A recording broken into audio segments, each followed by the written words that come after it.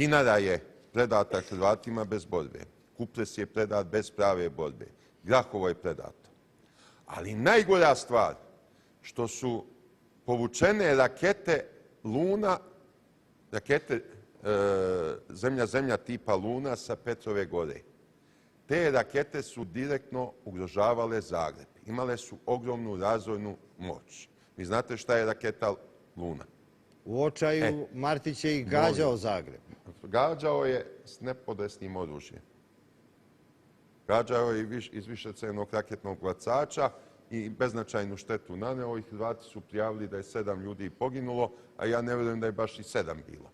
Nemojte mi menjati temu razgovora. Rakete tipa Luna povučene su u Srbiju s Petrove gore 2-3 meseca pred hrvatsku agresiju. Dok one nisu povučene sa Petrove gore, Hrvati se nisu usuđivali da napadnu.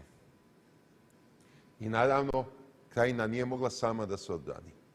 Krajina je imala na papiru svega 30.000 vojnika. Neko je odredio da Krajina ne treba da se brani. To je bila neka nagodba, uvod u Dejton. Da, ali to Gelbard delimično opisuje u svojoj knjizi, ali ne detaljno.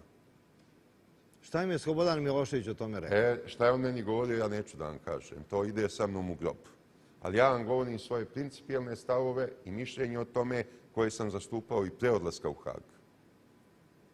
Dakle, Srpska Krajina je ostavljena na cedilu. Je li to bila izdaja? Pa jeste, ako je ostavljena na cedilu. A sad hoćemo li konkretizovati ko je najveći Kako je krivac moguće za da to? za Oluju, za progon 250.000 Srba iz Krajine niko nije odgovarao? Gotovina, Čermak i Markar su oslobođeni. Nijedan jedini Hrvat iz Hrvatske nije osuđen pred Haškim tribunalom. Nijedan jedini.